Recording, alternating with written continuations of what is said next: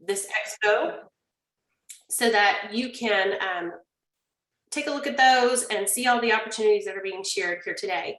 During the main presentation, please remain muted because this helps to minimize the background noise. Please keep things family friendly. And a note about the trivia, some of the questions will relate to hints given throughout the presentation. Others will be based on your best guess. So just do your best when we get to that portion. Next slide, please.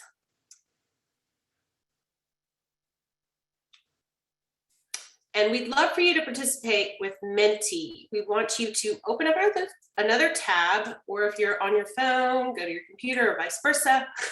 Go to menti.com and use this code to join in, 71322589. We will drop that in the chat as well, so you can easily copy and paste that.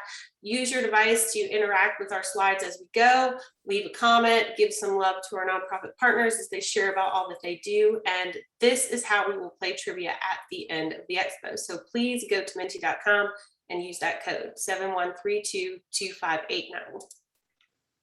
I see some of you already doing that. And without further ado, I'm going to let Juan Austin kick it off with a few words from our awesome sponsor, Wells Fargo. Juan, I'll let you take the floor here. Well, thank you, Rose, and good afternoon, everyone. Really excited to spend this time with you this afternoon. You know, the work that you all do in the local community there in Raleigh as volunteers is extremely important.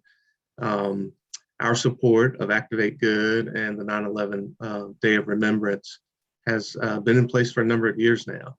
And so folks on my team previously have worked closely with this organization and many of you on efforts to engage our employees through volunteer service in the month of September.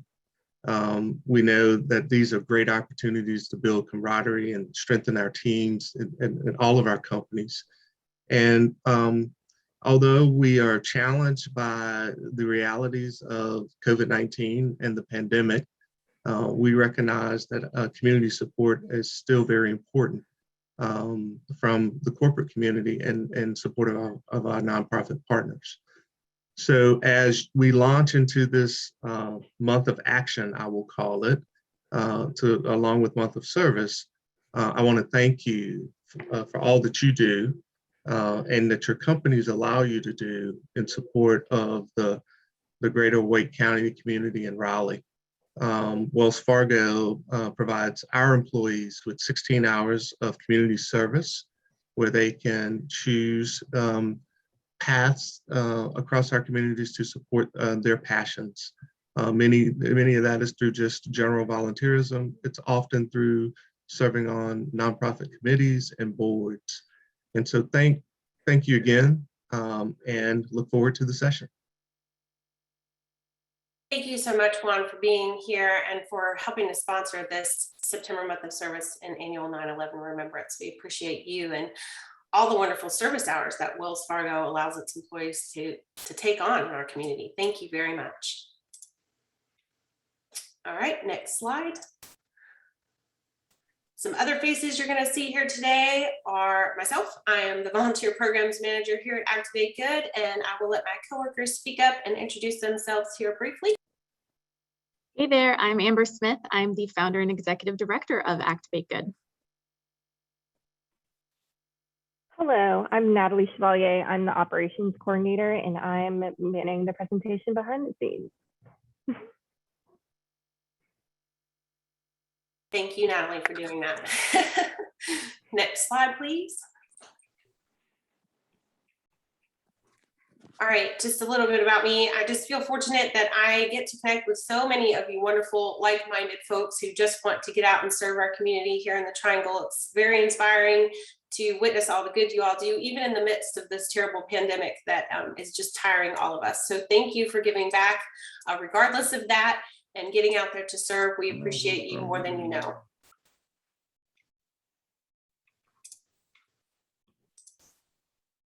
I'm going to let Amber take it away and share a bit about Activate Good. If you're available there, Amber.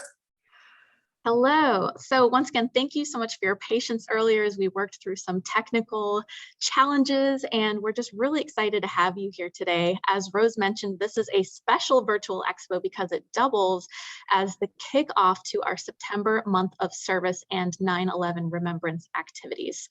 If you are familiar with Activate Good, then you probably know that we would typically hold a lot of these activities in person, and we really miss seeing all of you and building community with you, but we hope that this is the next best thing and that we'll get a chance to meet you in the future. If you're not familiar with Activate Good, if this is your first time encountering us, we are a nonprofit that has a vision that we'll be able to live in a world where all people both realize and act on their own potential to improve the community around them. So in order to make that vision come to life, we improve the community through what we call people-powered projects for good. It's all about service, civic action, getting out there, improving the community, helping all of the amazing organizations and causes in our area who are doing such critical work in a lot of different areas who really need the help of everyone in the community. Next slide. A little bit more about how we actually do this, how we have these people-powered projects for good and mobilize people around the community to go out there and do good, as we say. We start by identifying the biggest needs in our community with our awesome network of community partners, several of whom you'll hear from today during this expo. So we identify the needs in the community, and then we mobilize volunteers to go meet those needs. And these are volunteers of all ages, skill sets, and backgrounds. And if you've been to an expo before, you probably know what I'm going to say next. But when I say all ages, we really mean all ages. We have had volunteers as young as 3 years old before, because we really believe that everyone has the ability to make an impact. Okay, and another thing that we've been doing over the past year, especially because of the pandemic has necessitated a lot more virtual stuff, is we've been doing a bit more in the education realm. So helping people understand the issues that our community faces to inform their action. Why do we have hunger in our community? What is going on with education? How can we help animals, etc.? So a little bit more of the understanding behind the action we ask everyone to take. So we hope that you'll stick with us, that this won't be the last time that we encounter each other, and that, like I said before, we get a chance to meet each other in person one day. That's all I got. Thanks.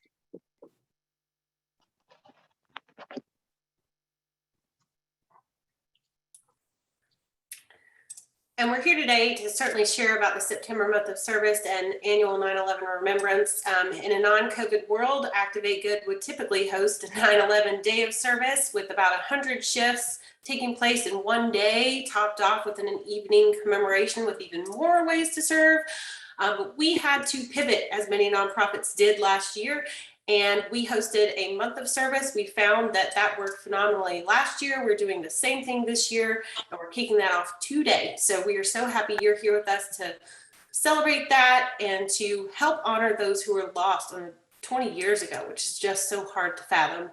But we're happy you're here with us as we work to serve those who are lost with kindness and acts of good throughout the whole month of service, month of September. We have over 250 project shifts for you to get involved in, and our partners here are going to focus on those today and share about what they've got that you can take on.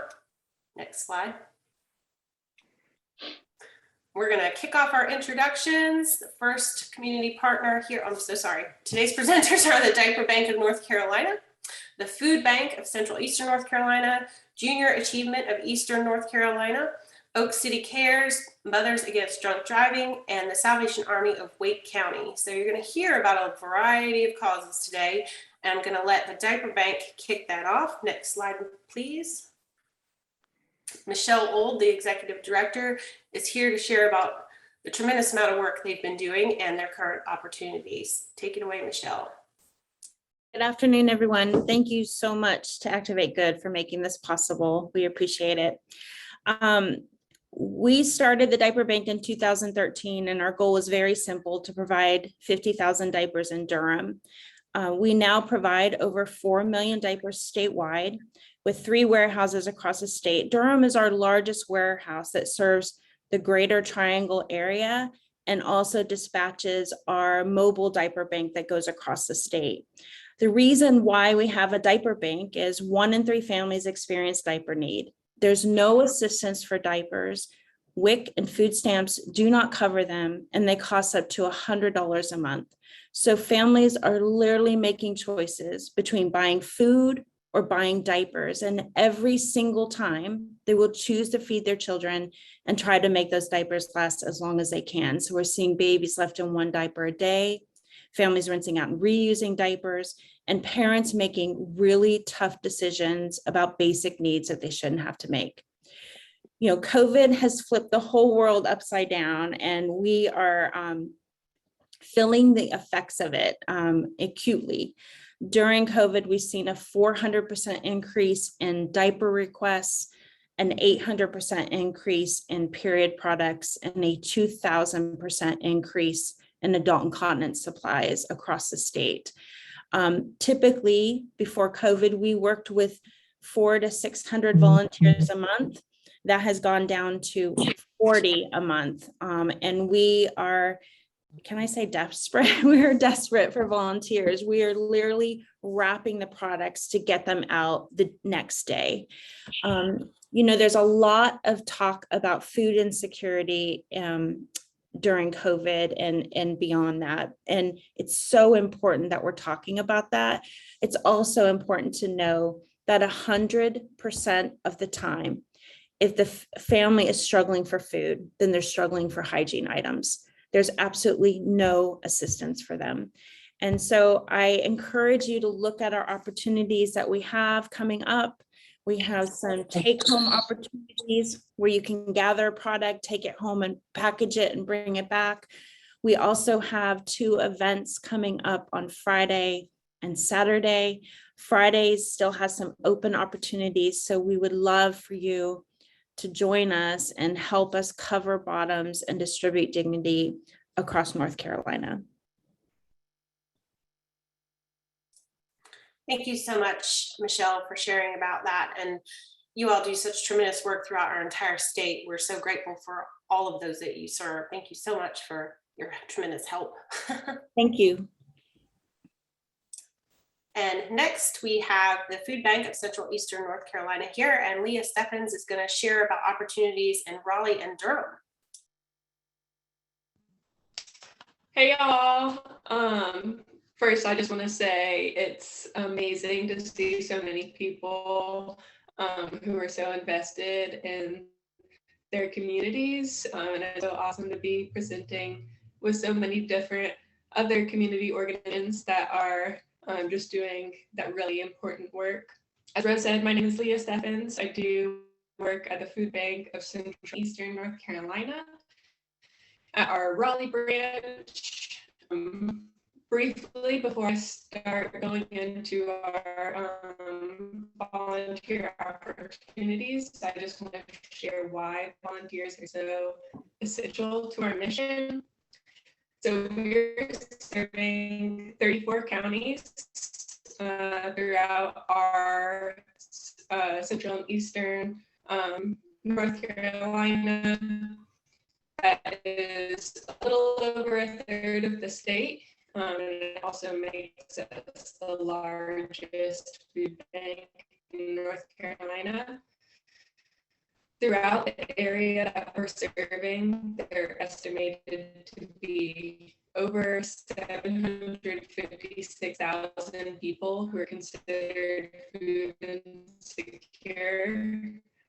So of that population, about a third are kids and teens, a third are senior citizens, and the rest are people like a lot of us or neighbors that have been working full time, or maybe due to COVID lost their jobs or had some other type of unexpected event come up in their life, and they're suddenly finding themselves having to make that honestly impossible decision between buying food or paying for their other essential needs, diapers, for example. But basically, what we're trying to do is just get those people fed. By some other things that we also do in the breakout sessions. But basically how we work is we act as a distribution center. What that means is that we have a network of over 900 partner agencies, which are those smaller community organizations like food pantries and soup kitchens. And we send food out to those agencies, and those are the ones that are mainly responsible for serving individuals. But before we can send it out to our partner agencies, we receive all of that food to our warehouses in Raleigh and Durham and throughout our service area. And oops, sorry, I just saw that it's breaking up. I hope everyone can hear me. Yeah, so we work as a distribution center.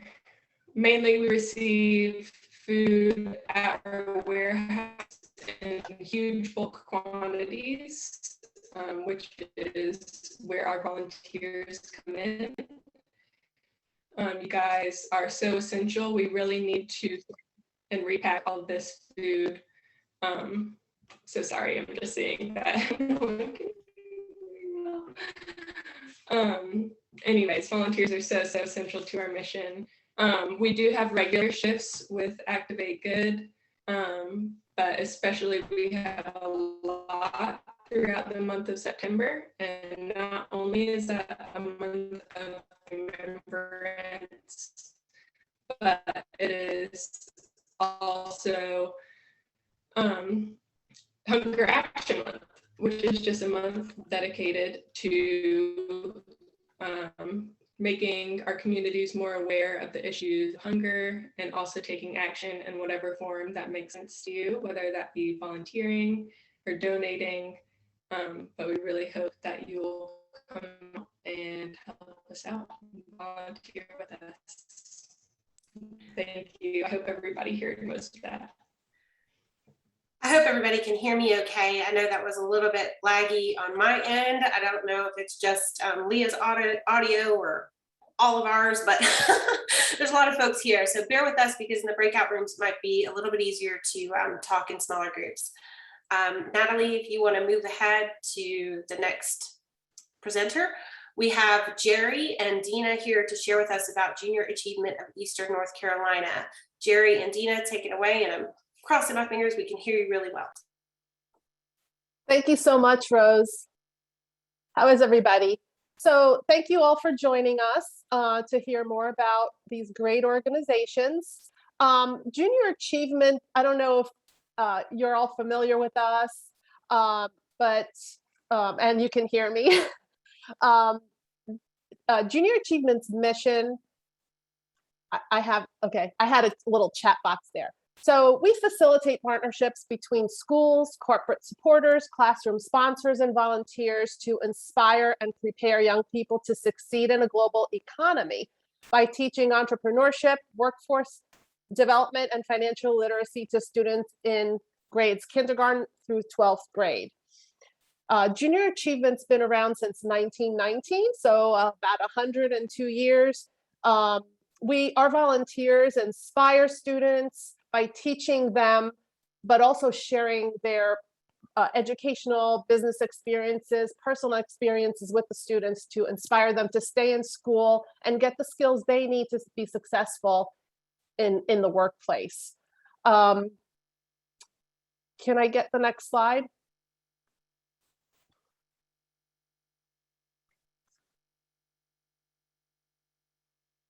Okay, so we teach curriculum. We teach curriculum that's developed by JAUSA. So that is mainly what our volunteers do. They go in the classroom and teach one of our curriculum, or they go in the classroom and speak about their educational and business background. So talk about their careers. We participate in career days, JA in a day events. When COVID hit, we pivoted and we asked our volunteers to make recordings of themselves speaking about their careers so we can share them with schools and students and since we were not able to visit classrooms in person. So that is what we're highlighting for the month. We would like for some career panel discussions recorded with your colleagues. So you can have a group of coworkers, friends, etc., who will record themselves discussing their school work experiences and answer questions to offer insight and guidance to students for their career education. We provide you with a volunteer guide that has talking points, suggested questions to answer, since it is a recording and students will not be able to ask questions live. And so you can choose, the topics you'd like to cover in these recordings. The videos should be 30 to 40 minutes in length. And we're collecting videos from volunteers continuously to add to our library of video resources. So we make them available to educators to share in their classrooms during the upcoming school year, and they provide guidance to students for their career education. So if you'd like to participate in this opportunity, just reach out to us and we'll give you instructions on how to upload your videos, and we can discuss more about that during the breakout session. So thanks again. Awesome. Thank you, Jerry. It's a wonderful way to certainly get our corporate partners who can't go out and serve in person right now engaged in some way, and they're all on Zoom anyway. So thanks for Right. offering that opportunity to them. All right, Callie Ramsey, you made it. Callie with MAD is here to share about their mission and their current opportunities throughout the month of September. So please welcome her. Thank you, Callie. Thank you so much. Yeah, I made it just in time. Good afternoon, everyone. I'm Callie Ramsey, the Victim Services Specialist for Mothers Against Drunk Driving North Carolina. A lot of you guys may have heard of MAD, maybe have even, been educated on some of our activism in high school and middle school through some programs. So thank you so much for letting me speak with you today. So our mission, just an overview, is to end drunk driving, help fight drug driving, support the victims of these violent crimes, and to prevent underage drinking. So we have a lot of volunteer opportunities just within the organization to do that. But mainly we're going to talk about our September opportunity, which is our walk. So this is our really large scale walk. It raises about $70,000. And it's pretty large. I know we've scaled down this year just due to COVID, but it will be in person. So yeah, it's called the Walk Like Mad 2021. It's in Nightdale. So it's going to be at Nightdale Station Park.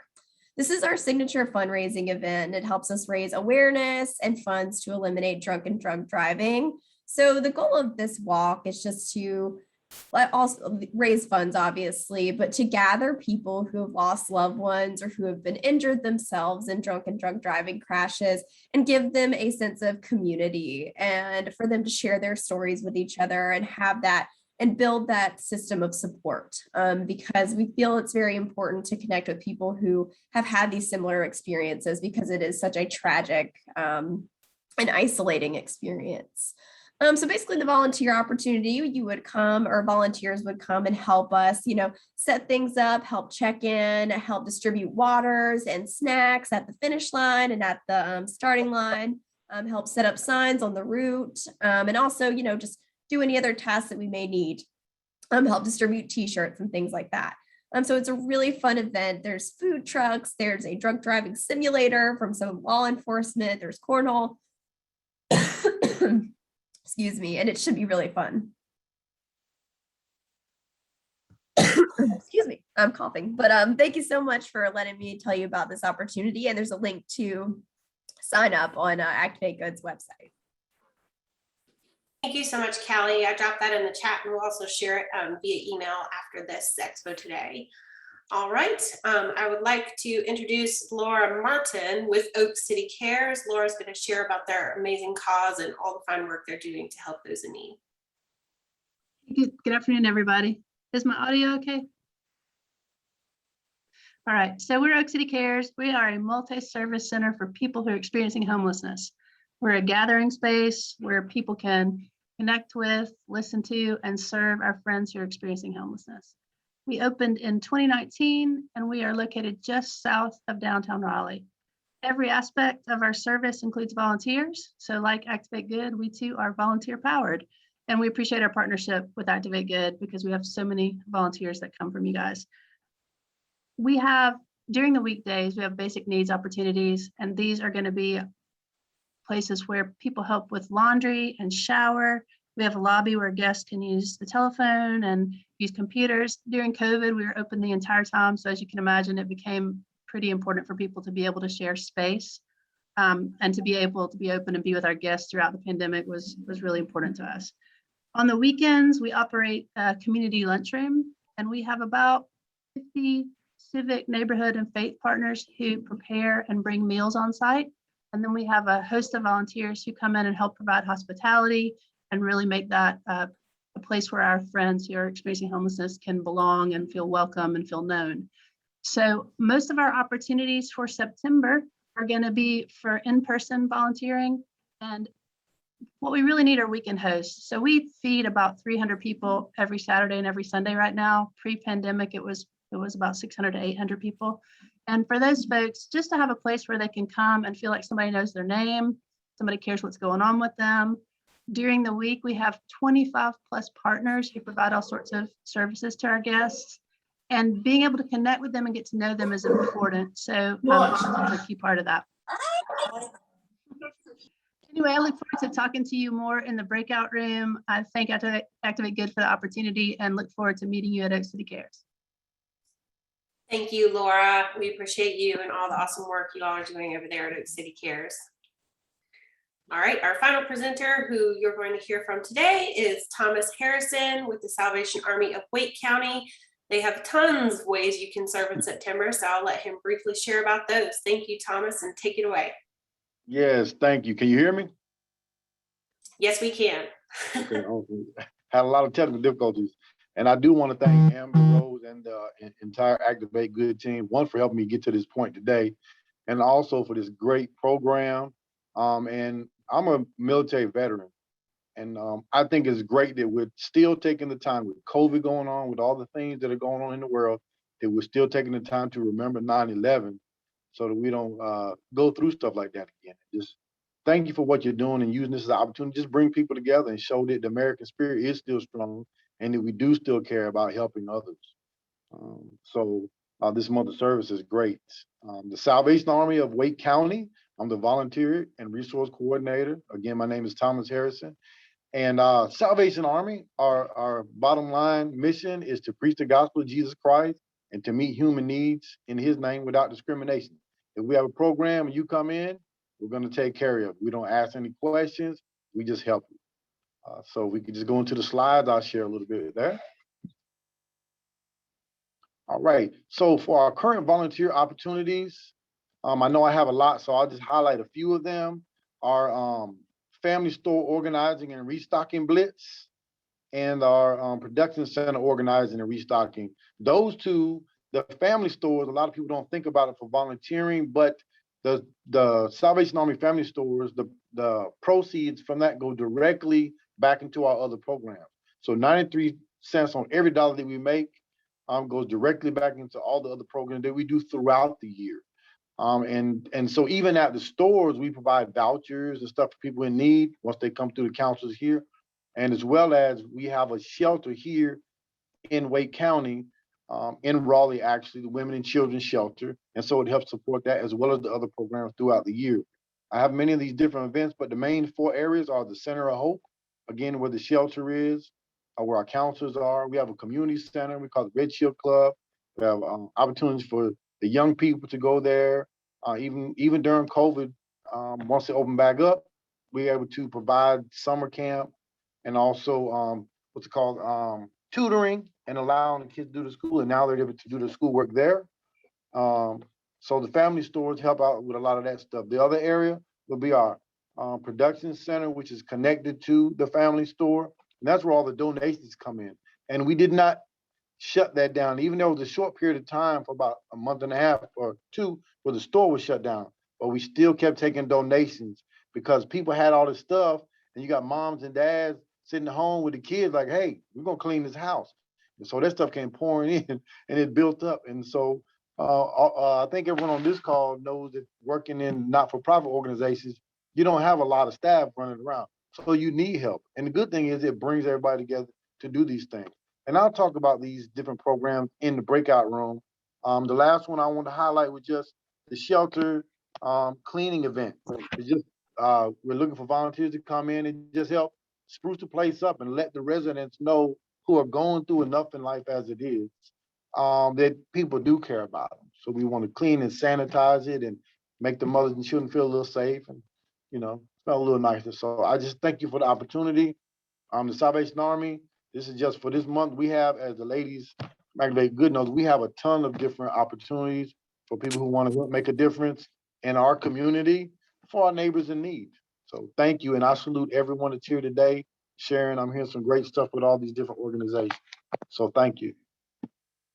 Thank you for being here, Thomas, and for all the work your organization is doing to help those in need. We appreciate you.